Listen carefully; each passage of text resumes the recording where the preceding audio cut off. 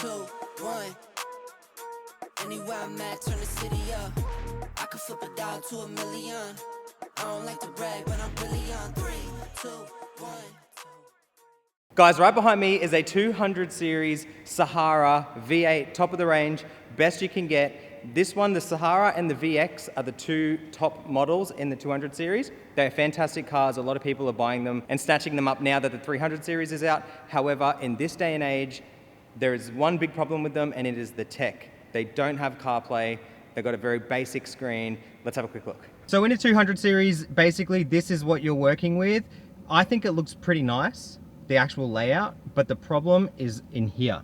You've got Bluetooth and Bluetooth audio, as you can see here, so you can do audio streaming, and then within the sources there, you got AM, FM, digital radio, Bluetooth, AUX, the rear screens as well. So there is a fair bit there.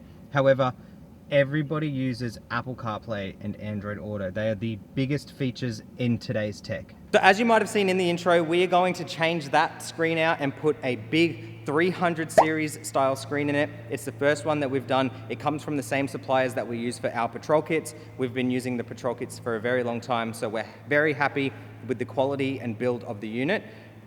It's just the install. We haven't done this install on this car yet, so why not film it, show you guys the good, the bad, the ugly. And if you have a 200 series, you don't have to go this crazy and do the big screen and the upgrades and all that sort of stuff. You can add CarPlay to the original screen.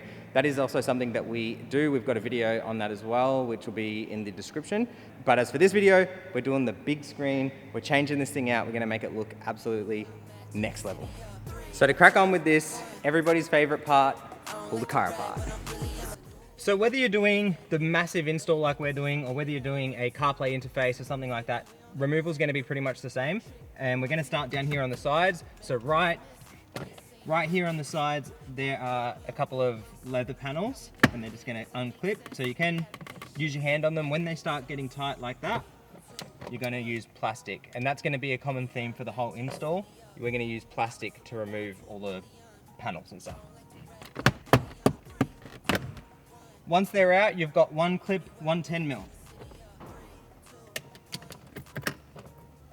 Clip. And then this panel here from the bottom pulls right off. Once the side panels are out, we're going to start at the very top. This panel here, again using plastic, just pops right off. And just be very careful not to damage the dash. These dashes do get soft over time, especially if they've been exposed to heat. So we just want to get in there very gently and pop it up. Like so.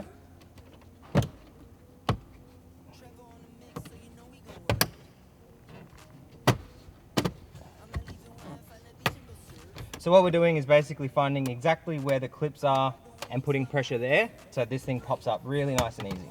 Next up, we're going to take the vents out. Now this is where a lot of people make mistakes. DIYers, guys that have never worked on 200s before, and they're going to start here and they're going to start prying this thing out.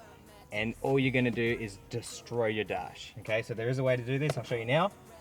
You got the screen top here, and then this silver trim is the vent. So you're going to go get your finger here, right, above the dash, behind the vent, and it's going to hurt your fingers a little bit, but it's the best way to do it. And just pull back on it. Okay, I've already released it. As you start creating space, get your fingers in there. No panels, nothing like that. Your fingers. Be careful of your fingernails, and pull.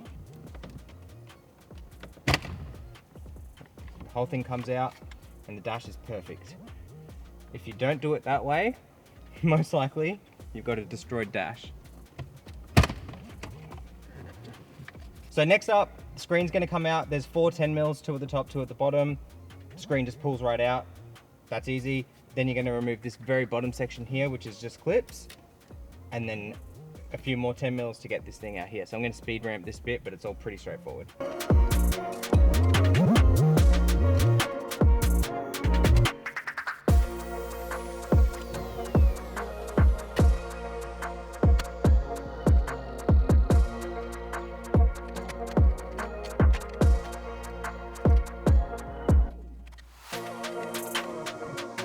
So as far as disassembly goes, this is pretty much where we're at. If you're doing our CarPlay interface, this is the only bit you need to do. You can go ahead, do the interface and the wiring all from here and put it back together. if you're going to be doing the big screen like we're doing now, I'm going to go ahead and start measuring up and seeing what goes where, and I'll check back in with you guys. I'm going to look at some of the wiring and stuff as well, and then I'll let you know how this is done. All right guys, I did say I'd show you the good, the bad and the ugly, and pretty early on we're at the bad, not the ugly. The harness that was sent was not matched correctly to the car, so we can't do much with the wrong harness. That sucks. We've already got the new one on the way, so it should be here in a couple of days. Then I can go ahead and continue the install, but as for now, this thing's on hold. All right, not too much time has passed, and we are now back with the Sahara Land Cruiser ready to go. Have a look at this again. Original screen, new screen. That is crazy, side by side. Anyway, we've had some parts arrive for the Sahara, so we've pretty much got everything now that we need to install the new unit, like a box like this. So this interface here is for the factory amplifier, and it's a MOST in and output, so it'll basically allow the factory amplifier to work and run. This is the harness that we were really waiting for here. That's the main harness. And then we've got all of our secondary stuff here, like GPS antenna, microphone, Wi-Fi antenna.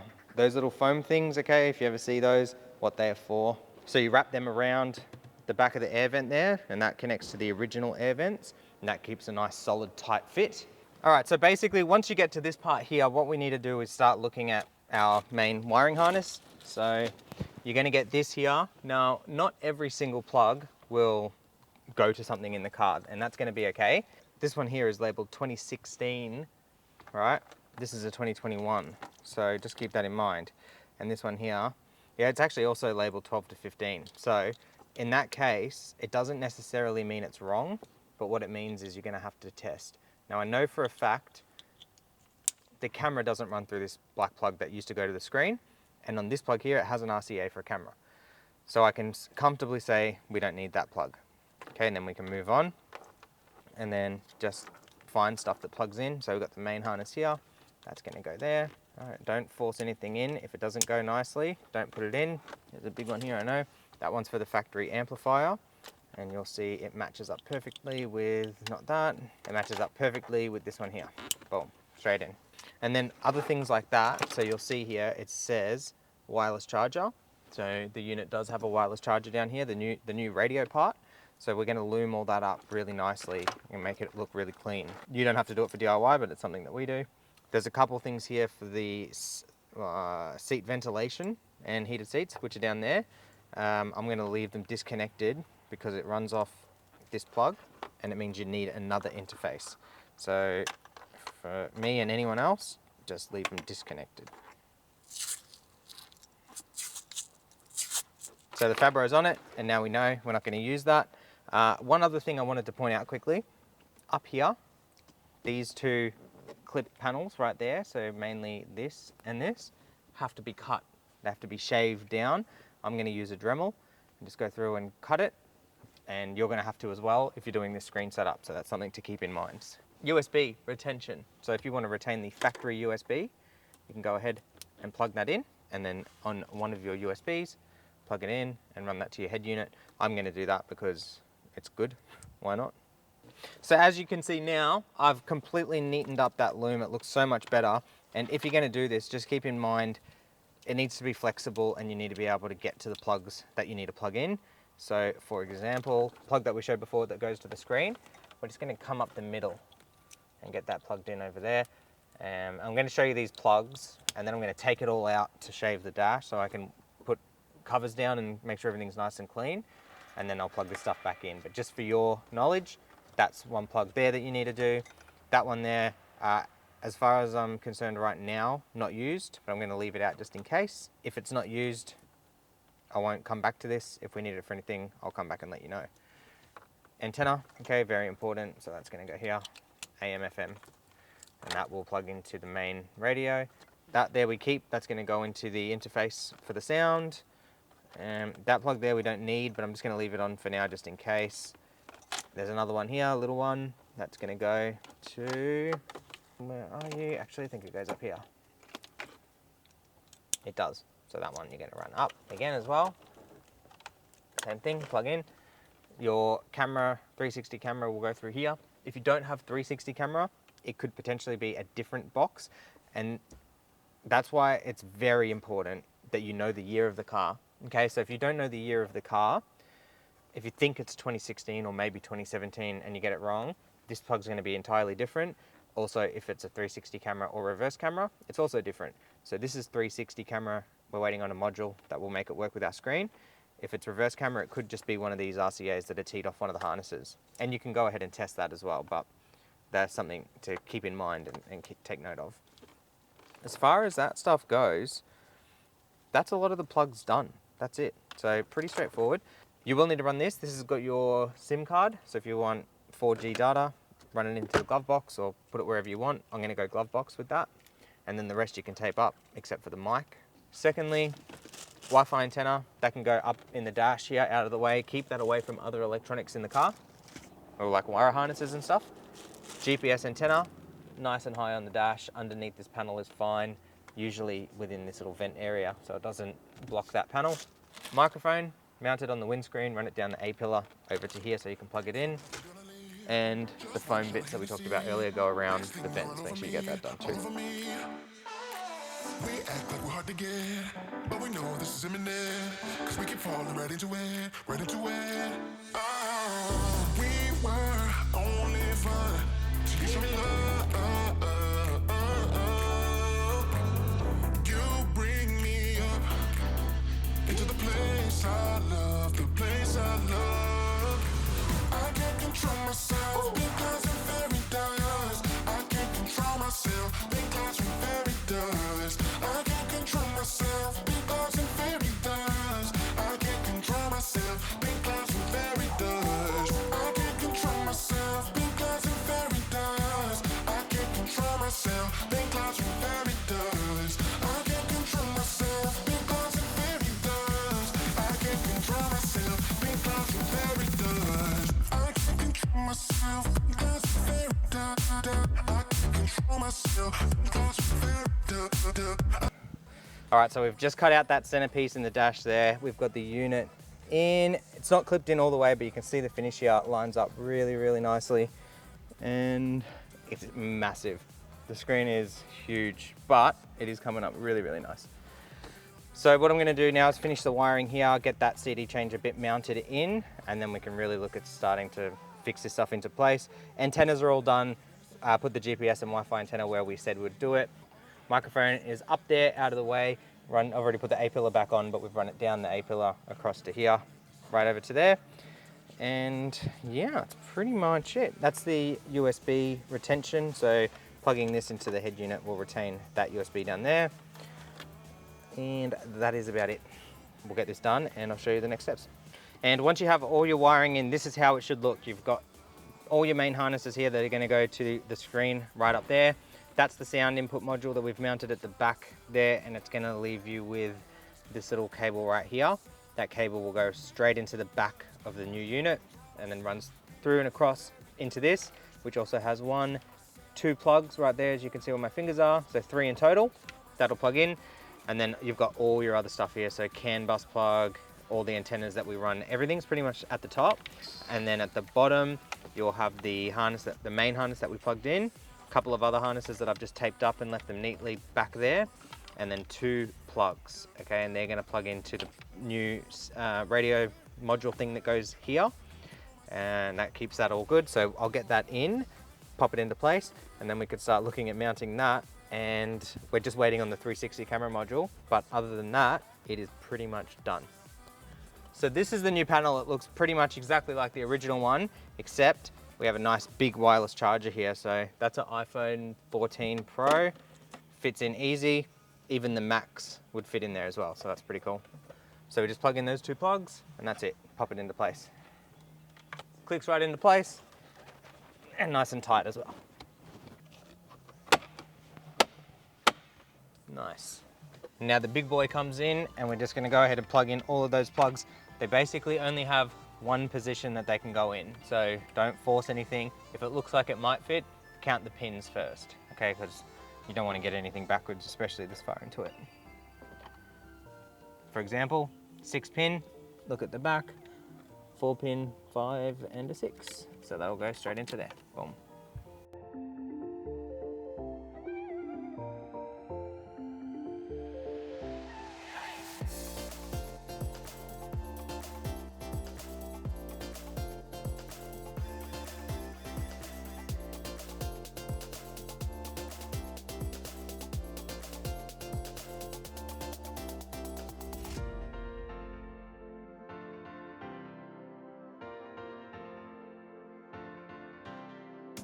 All right, there we have it. It is starting to come along very nicely now. I haven't clipped it all the way in, but we've just lined up the bottom, side and top clips so that all that would be left from that point there, push it into place, clip it in, and then it won't go anywhere. I'm not going to do that because we still have to do the 360 camera module, and I want to test everything. I need to test absolutely everything and make sure it all works, but we can start that right now. Okay, so that's how it looks when it first boots up. Massive screen, very clear. There is a screen protector here that I'm going to leave on for now. But I just want to see, for example, climate control. Okay, so we turn it up. We can hear fan speed going up. Turn it down, fan speed goes down. We got climate control working on the right sides as well, which is important. We want to go back. The other thing's sound, okay, because we do have that module in there now. Nice, that works. We can check radio reception.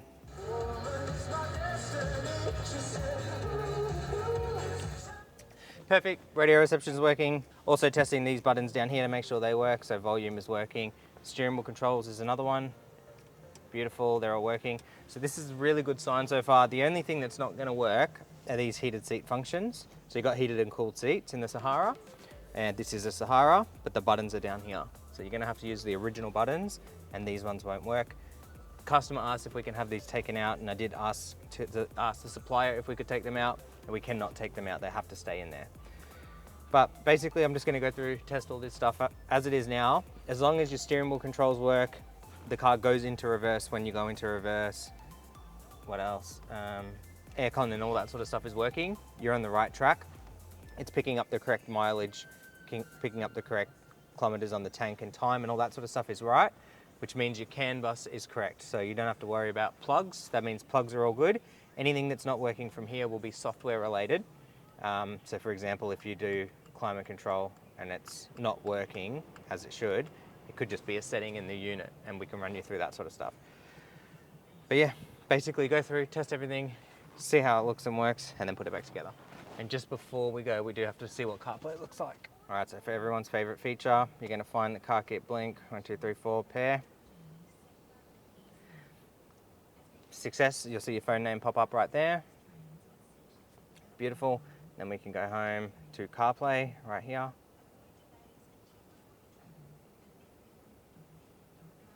Your phone will pop up, use Carplay, just hit yes, and you will be straight into Carplay.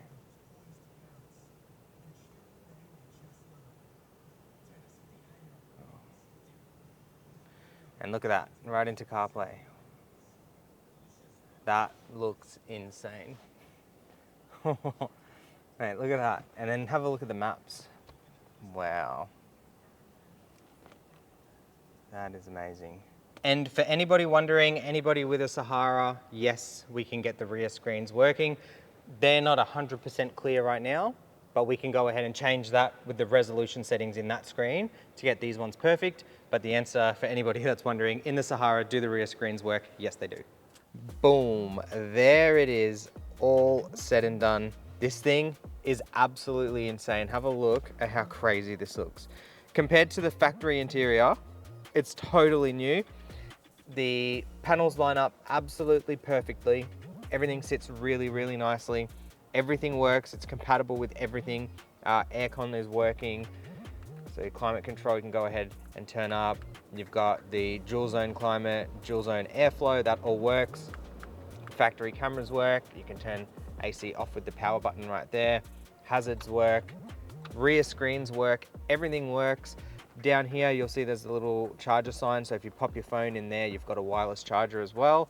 The new dials work with the new screen, and that's your home screen there at a glance, and it's giving you some mileage and cruising information with a clock and that sort of thing. You can change what you see there. So for example, you've got climate, you can change to what music is playing, and you can have display off. Over here, you've got normal radio, navigation, which you can choose what it opens, whether you download a third-party app or just have Google Maps on it. Music is just through USB, Bluetooth for your phone calls. Apps there, and Carplay, that's a big one. So if you go into Carplay, that's going to connect to my phone, straight into Apple CarPlay, nice and fast. You got phone, music, maps, messages, podcasts are there, you can swipe over, Google Maps, Apple Maps, Spotify. Sound is fantastic, it sounds really, really good. All right, so you go in, play a song. It is really loud, really nice, really clean, crisp audio, and that's using the fiber optic interface that we looked at. You can swipe from the top to go home. All apps is going to open up all the apps that are on preloaded. So, you know, car settings, you can go through here and look at a whole bunch of factory car settings. You can go over, there's a file manager, Google, Facebook, Play Store if you want to download other apps, so Netflix, YouTube, all that sort of stuff, maps. YouTube's preloaded, and yeah, there's a whole bunch of things in here. A lot of this stuff controls the actual unit, so like steering wheel is setting your steering wheel controls, which also work, as you can see me playing with them now. There's vehicle settings. There is so much stuff you can do with this. You can run a caravan camera through it. You can download all sorts of crazy apps. You could do absolutely, like, the world is your oyster with this thing. The options are endless. And overall, I am very impressed with this unit. I'm impressed with it all around. Like, the quality of the buttons is great. You've got power, map, menu, audio, home setup. Like, I love that. I know a lot of people are getting over the buttons. I love that there's hard buttons as well as the screen. Liquid dash, so that's just going to bring up the speedometer and rev tacho thing there. A couple of other outside bits and pieces. But yeah, that's pretty much it. But yeah, there it is, guys. Another massive one in the books. It was a really fun install. It is a big job, so if you're going to think about DIYing it, definitely have some experience, I think. If you don't have any experience, allow a weekend or something to do it, because it is a big job, but it is not impossible. It's not that crazy to do. Definitely, probably like a 7 or 8 out of 10 for a newbie. 8 out of 10 for a newbie. Anyway, if you have any questions, drop them in the comments below. If you want this exact screen, that's the one I've developed. That's the one for the Land Cruiser 200. Go to the first link in the description or go to www.shoptfb.com and you'll be able to get all the information there, put all your correct car details in. If you get stuck, go to the contact form, we can help you out. But the first link for that screen will be in the description. But yeah, anything else, just reach out to us. Subscribe to the channel, like the video. Catch you in the next one.